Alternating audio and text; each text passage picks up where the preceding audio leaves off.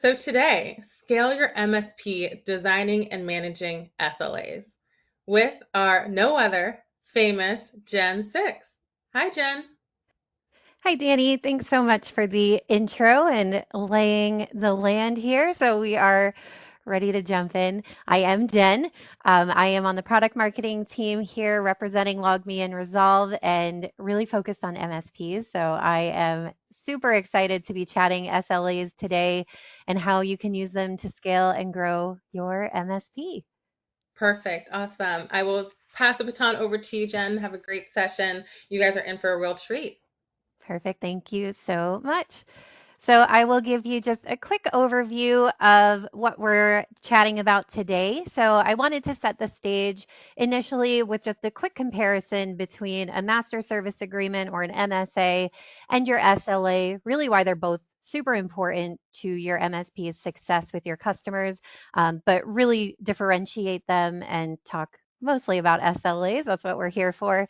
So then we'll really get into the good stuff and talk about how to design those SLAs using realistic foundations to build them, how to maintain them throughout your business evolution and new services and offerings coming into the realm, and then tips on how to continuously meet your SLA goals that you've set out with your customers. And then, as you know, we will be addressing the questions that you have. So, certainly drop those in. We want to see you get answers and potentially a gift card. So, very exciting stuff.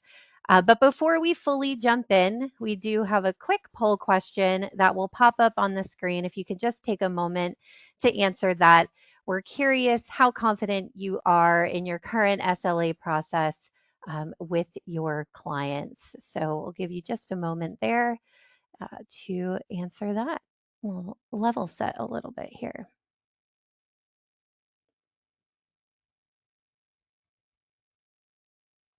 All right, I think we have some good answers coming through here. Perfect. Okay, so it's a pretty mixed bag. I can always appreciate that. So we will cover all the topics there that we chatted through and make sure everybody gets some good stuff out of it.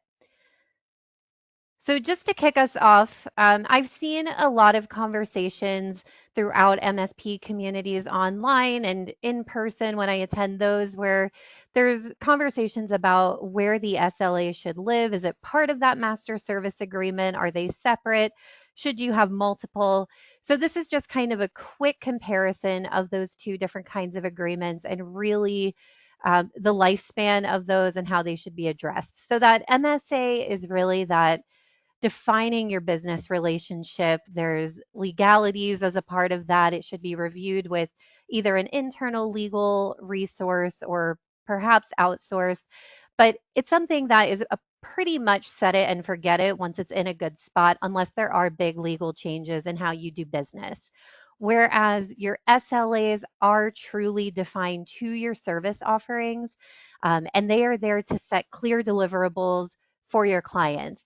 And that's around the services that you are selling, as well as those metrics around how quickly you will address those issues that they might have and how quickly you will resolve those.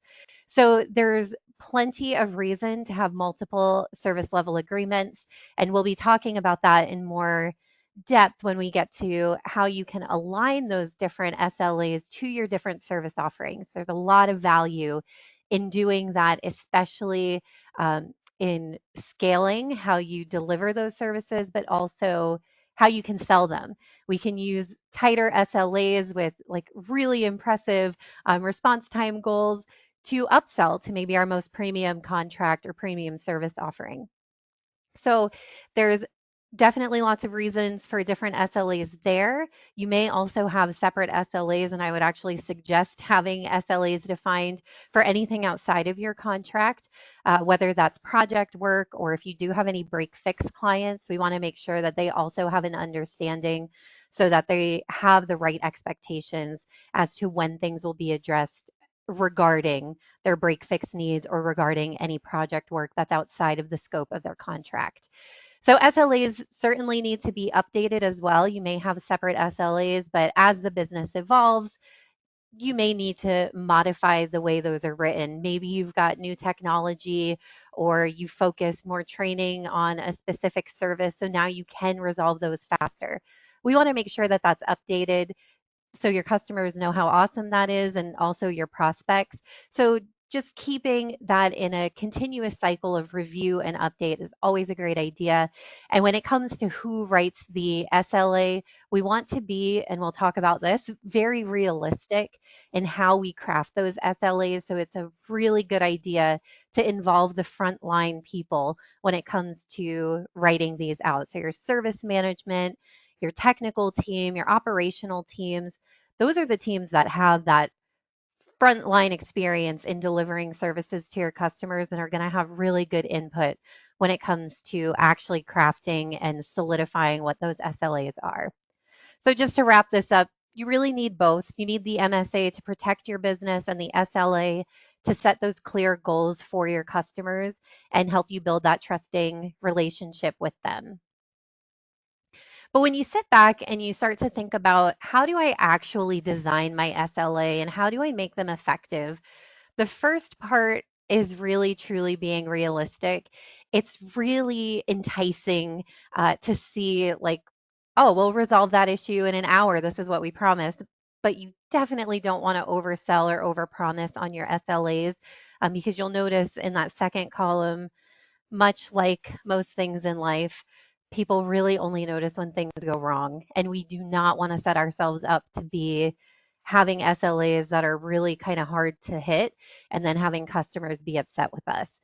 So measure on what you currently deliver. For those who don't have defined SLAs in writing with your customers right now, go to your PSA or wherever you're managing your service requests at the moment and run some reports to get a good idea of what your current response times are, your current resolution times, because that's what's going to give you and set the bar for a realistic SLA.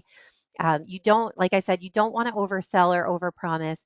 We want to know what we can deliver. We want to talk to our service managers and our technical team with that data in mind and really set out what is a realistic SLA we can properly give to our customers. And when you're doing that, it's also a really good idea if you have the segmentation. And if you don't, that's okay. But something to consider is segmenting the type of work that you do, either by the contract level or the actual type of work that it is. So you can see where there may be variations. Maybe on your VIP customers, you realize, hey, we do actually respond a lot faster, even without these defined SLAs, and resolve them faster. So maybe that's something you build into your premium offering. Whereas customers not on a contract or maybe on a lower level, you're seeing those response times are a little more lenient. That's what you can build out and, of course, evolve over time. But you really also want to focus on the communication of these SLAs. One, we mentioned customers, of course, when you bring it to their attention and communicate to them that we have met 98% of our SLA goals. Here's all the data to prove it. They will appreciate that, but that's not something that's going to be top of mind for them every single day working with you. But they will notice if they feel like their expectations are not being met. So we want to make sure that you are communicating the successes that you're having and all of the SLA goals you're achieving. And that can be through your QBRs, that can be with recurring reports you have sent out of a system that automatically goes to them. Um, but when it comes to communicating, I also want to add in something that I don't necessarily have on this slide, which is the communication of setting that expectation properly at the beginning of the relationship if you can. And if you already have customers in place, this is certainly something you can bring into that QBR. But it's ways to ensure expectations are met and that you can have a mutually beneficial relationship in teaching them how to work with you. Something that I see all the time and I hear about all the time when I talk to MSPs is customers submit issues to us without any relevant data, and it makes it really hard to start work on it. So that's something that you can try to proactively approach in that communication by telling them, when we have this SLA, a lot of it depends on us having the information that we need to actually resolve this issue. So if you can train your customers on how to submit tickets properly to you or those issues properly to you through your support desk email address, through your customer portal. A lot of MSPs that I talk to still have customers that email them directly and expect the same SLA goals and responses as if they did it through the proper channels.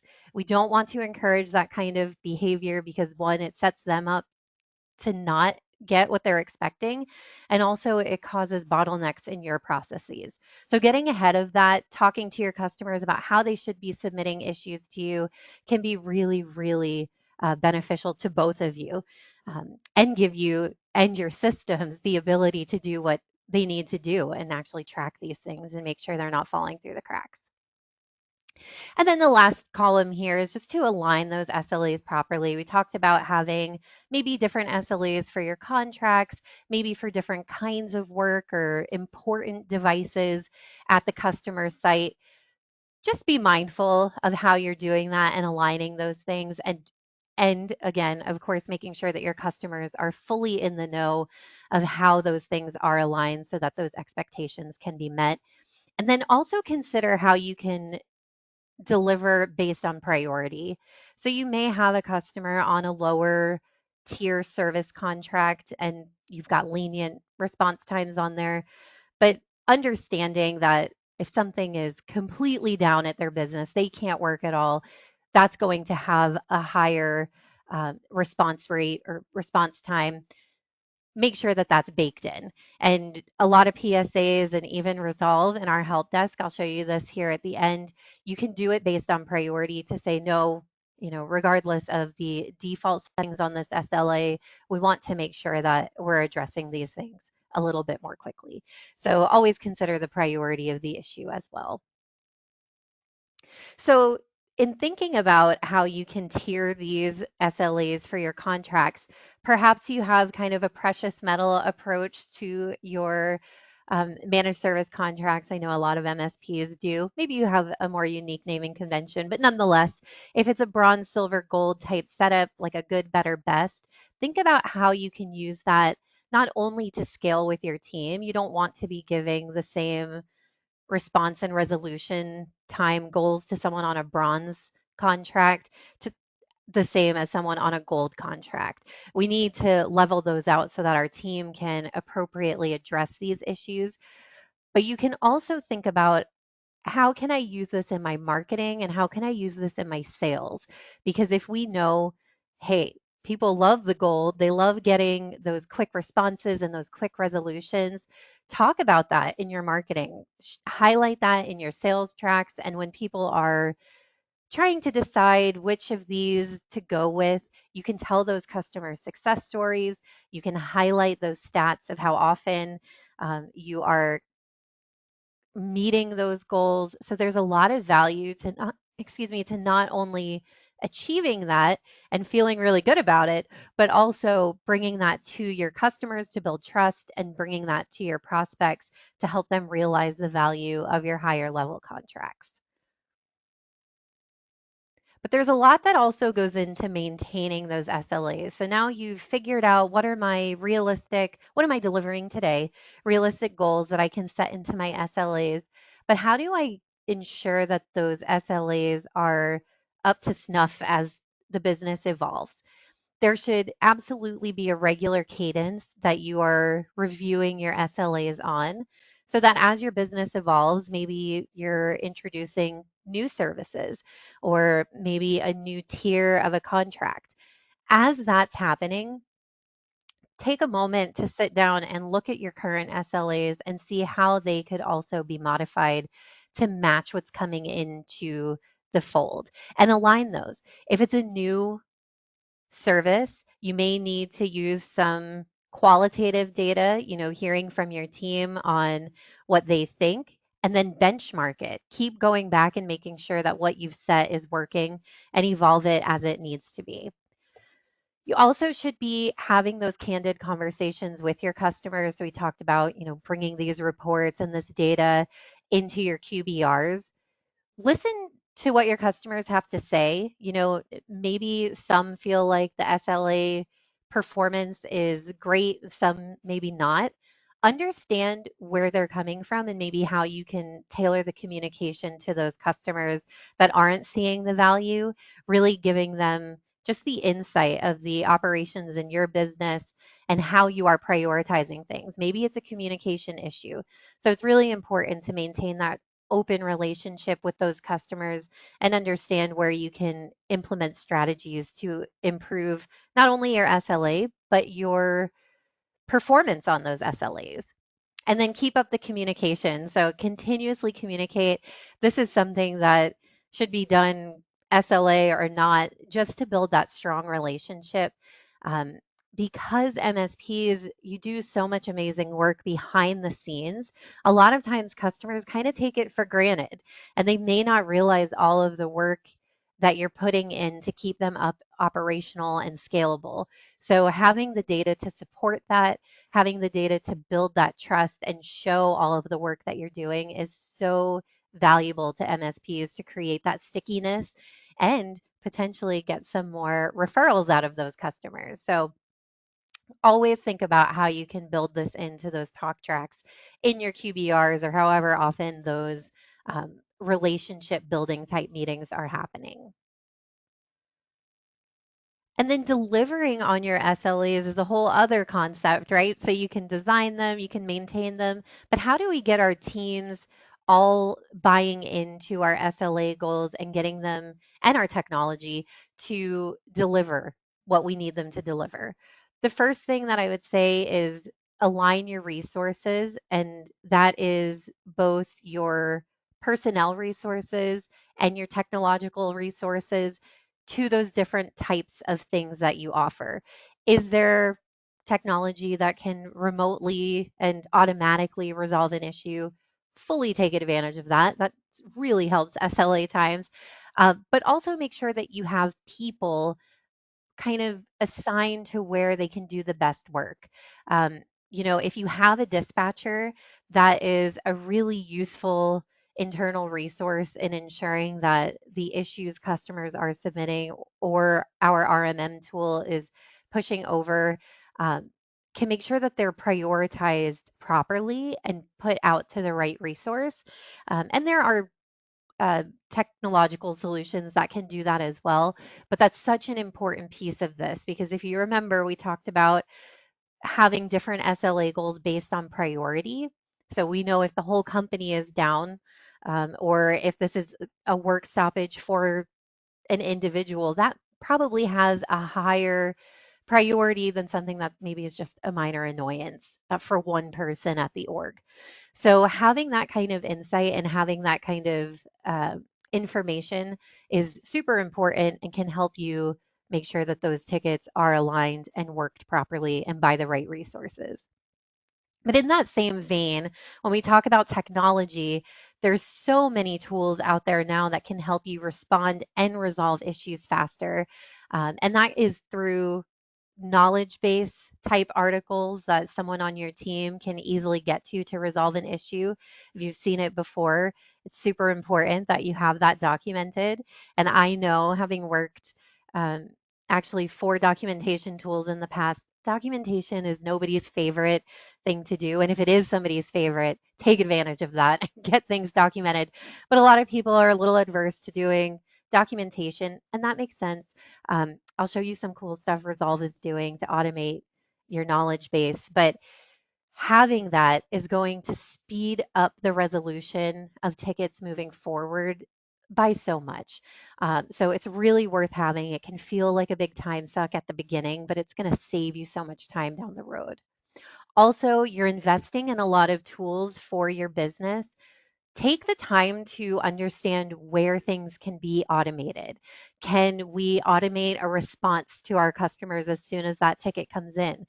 Can we leverage that technology that's automatically responding to ask for things that maybe they didn't submit at the initial submission? Like, was there an error message and you didn't include it? Please send that to us now. Do you have a screenshot of the issue? Include that. How many people is this impacting? So think about ways that you can leverage automation to do the things that you're manually doing now that are maybe mildly annoying or just time consuming, and throw that to the technology. And then lastly, we know that AI is everywhere. Everybody's doing it, everybody's talking about it. But it's so powerful in helping to identify resolutions, to helping technicians craft written responses. There's just so many things to be taken advantage of at this point in time that will help you with your SLA goals. And then the last thing that I've learned throughout the last decade of working with MSPs is just like customers only notice when things don't go right, let's also kind of take a page out of that book and manage by exception and deliberately track missed SLA goals. There's a lot of things in PSA tools that will help you do this, reports you can run. But if you can identify when SLAs are getting missed, you can quickly understand and get to the bottom of why so that that can be avoided in the future. But something that I've taken away from talking to some MSPs is the ability to gamify SLA adherence. So maybe with your team, think about how you can kind of make it a little competitive. The person with the least amount of SLA misses gets free lunch on Friday or gets a $25 gift card at the end of the month to their favorite store.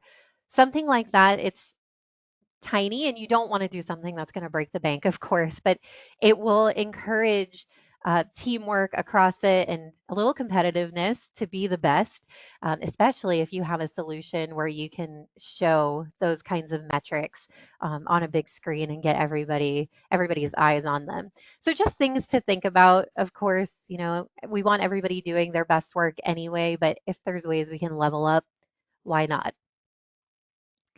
So I want to talk a little bit about the AI bit and why it's so important and can help you with your efficiency. So there's still so many unknowns about AI that not everybody has fully adopted it yet into their processes, and that's, you know, fine. I think as time evolves, we're going to see those that don't know how to use AI or not using AI are going to get left behind by competition. So it's really important that we start to look at these things now. So we ran a survey with IT professionals, and right now there's over half overwhelming response that we know it's going to improve efficiency and that over half see it reducing costs. And that's going to be, you know, in human resources, in how long it takes to get things done. And I know that's so important as an MSP trying to grow and scale your business. We really want to make sure that we're doing as much as we can without adding additional overhead and without adding additional costs. So with that, just really quickly want to just touch on some of the things that we at LogMeIn Resolve are doing with AI that will directly impact the way that you as an MSP can service your customers. With the first being an AI powered knowledge base. So I have a lot of feelings about documentation, and maybe that's shown earlier in my disdain, but we have AI powered knowledge base now. So with recorded remote support sessions, it can actually record the steps that you're taking in that session and create those articles for you. They can be approved and customized, but it's automatically happening. So that's a huge win. What's even cooler is our virtual technician. Both of these things are in open beta right now. So if you are an MSP partner of LogMeIn Resolve, you have access to these things. Our virtual technician can actually take step-by-step plans that were automatically generated into your knowledge base and perform them for you. So we're talking multiple concurrent sessions, virtual technician taking care of work that your technician would normally have to do all without them doing anything. They just tell the virtual technician to go ahead and do it. So there's a lot of time to be saved with something like that. And if you don't currently have a PSA, we do have a built-in help desk. So you can manage tickets. You can use AI in those tickets to help you summarize them, generate replies, and help you come up with resolutions for those tickets. So I want to just throw this up on the screen for a quick moment here. If you want to dive deeper into the Resolve AI functionalities that I just chatted about, you can scan this QR. We have this webinar on demand, so you can dive in with my colleagues and see all the really cool stuff that we are doing on the AI front with Resolve. And then before we wrap it up, I just wanted to touch on the fact that within our help desk, we are able to track those resolutions in our help desks. So we call each of our different queues for your service issues help desks. And within that, we can do it by priority and set what that resolution time should look like. And then I apologize that this screenshot came out a little blurry, but the idea is just to visualize. We do have help desk reporting built in as well. So you can see those average response and resolution times and make sure that all your data and KPIs are where you want them to be. And then lastly, just really quick, if you do have a PSA, if you're using Halo PSA or ConnectWise PSA, we do integrate to those solutions. So if you're tracking those SLAs over there, that's perfect. We can, through our alerting and integration, set those tickets up with the proper priorities so that you can continue to monitor them there and have those insights and automation that those PSAs offer around potential SLA breaches and the reports that they have as well around that. So I will very, very, very quickly go through our key takeaways here, but the key things, be realistic in designing your SLAs, use that historical data and your team insights to build them. Make sure that you're openly communicating with customers so that they have the right expectations, they know how to contact you. Gain the internal alignment internally on those SLAs as well. So sales is selling the right things, service delivery is delivering on the right things, and then evolve them as your business is evolving. Make sure you're communicating wins. We should all be celebrating those wins and use those to fuel your marketing and sales tracks. And then lastly, take advantage of technology as much as possible so that you can speed up those resolution times without adding any additional stress to your teams. We actually want to relieve that stress. I know there's a lot of stress in the MSP community and we don't want to add to it. We want to help alleviate that. So with all of that said, we just want to make sure we capture any interest that you might have around learning more about LogMeIn and LogMeIn Resolve's capabilities as far as helping you as an MSP. So our platform, we do have RMM, MDM, and advanced remote support via our camera share functionality, as well as just robust remote support in general. So if you are interested in chatting to us about any of that, we would love to hear from you now.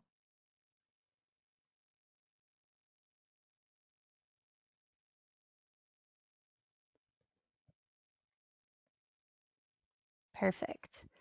Thank you for answering that. And then just really quickly, we want to engage with you as much as possible. We will be at some upcoming live events. So if you are interested in attending or are attending Channel Pro in New Jersey just next week, May 13th and 14th, you can scan that QR code to get started with that event, but we will be there. We'd love to see you. And we will also be in Chicago at the ASCII Edge event in June. So if those are events that you are interested in registering, you can use these QRs. We will be there. We would love to chat you up.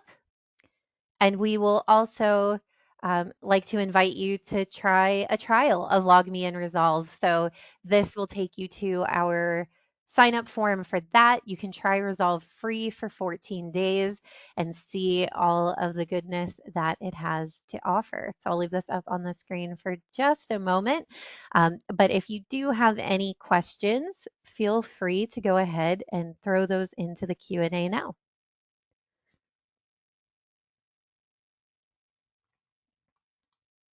All right. Awesome. Thank you, Jen. Awesome stuff. And I do see a couple questions already coming in. So I figured let's just jump right into them. Perfect. The first one I see here, how do you approach clients who want unrealistic SLA terms, like a 15-minute response 24/7 that just aren't sustainable? Yeah, that's a really good question, and I feel like that happens quite a bit. So, you may find customers who feel like every issue they have is priority one, but there's a lot of communication that I think has to happen. Being really upfront about your staffing and resourcing and really the costs that would go into delivering those expectations. Because really, if they are expecting that level, there's probably maybe not the understanding of what that would cost. So when we lay that out and really define what we're able to deliver, I think there's a little bit more understanding. And then it's important that you do have clear boundaries in your SLAs and have that communicated. Sometimes I actually talked to an MSP at a recent event where they had a similar situation, and they came prepared to the next prospect meeting and said, "Listen, this is what we're able to deliver. This is what we offer, and you can take it or leave it, but I'm the expert here." And the guy actually really appreciated that approach. Maybe that's not the approach we would all take, but he really appreciated that approach. And they signed him on to the highest level of the contract. And he was like, he's now one of my favorite clients. So I thought that was a really interesting takeaway from that. So I think it's really about communication. It's really about laying out what you're realistically able to do, and then ultimately kind of deciding, is this person worth, or this business worth taking on as a customer? Will it cost me more than it's worth? Sometimes you do have to set those boundaries, but ultimately you just want to do what's best for you and for that customer. And that makes, total sense. I think a lot of times we appreciate transparency over than, just getting fed a pipe dream to close a deal. So his transparency seemed to work in his favor 100%. So that's awesome to hear. All right. Yes. Another question we have here: how do you recommend measuring observed service levels from the end user perspective? Specifically, how do you recommend baselining those services and then using a continual observed baseline to modify those SLA metrics? Sorry, it's a little Yeah. No, I know. I'm reading that one along with you to make sure perfect. I'm staying up too. So that's a really good question. And I think especially if you have a system where you are purposely categorizing the types of issues you're seeing, you can very specifically report on that. So a lot goes into that, I know, but certain PSAs that I'm familiar with will allow you to track very specifically your SLA times by the status of the ticket, and you can break those reports down by the contracts that are on those tickets or by the type of ticket it is, so that then you can start to observe trends based on those contracts, based on those types of services, so that you can really start to see what those baseline um, performance metrics are. And then if you have like snapshots or things like that in the past, that's when you can really start to see how it's evolving and use that to influence how you're going to address that in your SLA. And then, of course, I've said it a million times, but communicating that to your customer. So hopefully that helps. Noticing a theme of communication here. So much communicating. Yes, it never goes away. Okay, another question we have here. How transparent, speaking of transparency, how transparent should we be with clients about SLA performance metrics? Should we send regular reports? Yes, I would absolutely say yes. I think reports, especially when they can see that data, is so incredibly helpful. So if you have a system, even the Resolve Help Desk reporting, you can export those by tenant or by customer to show what those performance metrics are. That is so communicative and transparent to really help you build that value, build that trust, and show a lot of accountability around it. So I think, yes, I would absolutely encourage the reporting. Love that. I love that answer. Fit right into our theme here. Um, It. is there a version of Resolve for MSP with MDM integrated? So we do have both LogMeIn and Resolve for MSPs, multi-tenant, able to be built out, and we do have Resolve MDM, um, also multi-tenant, so that you can build that out. The team is working to make Resolve MDM native inside of Resolve, um, what you know today as Resolve. So that full native experience is coming, but we do have both solutions built out for MSPs, so you can easily manage your customers today. Perfect. Awesome. And the last question I see here, but if there's any more out there, please feel free to drop them in and we'll try to get to them in the last couple minutes here. Where do you draw the line in your SLAs between what's in your control and what isn't, especially with cloud or third-party platforms? Oh, that's a good question because there is so many things that can fall outside of the realm of your control. I think you'll be shocked to hear this, but I do think communicating this is super important up front because customers do tend to look at MSPs as you're their one-stop shop for all their IT needs. And whether you're using a third-party vendor to do something or not sure that they really care or would understand without the education around that. So having that language built into your SLA, I think is super helpful that says, we'll do everything that we can uh, to move those third parties or things out of our control along, but just know that there is that caveat. And with many PSAs, and again, this is something that you have to outline for your customers to understand that this was out of your control. But with many of those PSAs, you are able to set kind of a pause on those timers for those things. Because maybe this is something I didn't even bring up, but could also be an important call out for your customers is that sometimes you need more information from them as well to resolve an issue. Yeah. So there are relevant time pausers where we're waiting on a third party, we're waiting on the customer to clear something up, and we can't move forward until that's cleared up. So having that as just part of what that SLA entails, I think will help really solve for that issue. It's just that it has to be clear. Yeah, I'm super shocked that the response involved communication. Did not see that one coming. I know I shocked myself a little bit with that. Whew. Okay, awesome. I think that's all the questions I've actually seen come through. So that is amazing. And now I know everyone's been holding on to the last minutes of the presentation so we can get to the point of revealing our giveaway winner. Imagine the drum roll in the background, and we're super excited. There we go to announce Nathan Alton.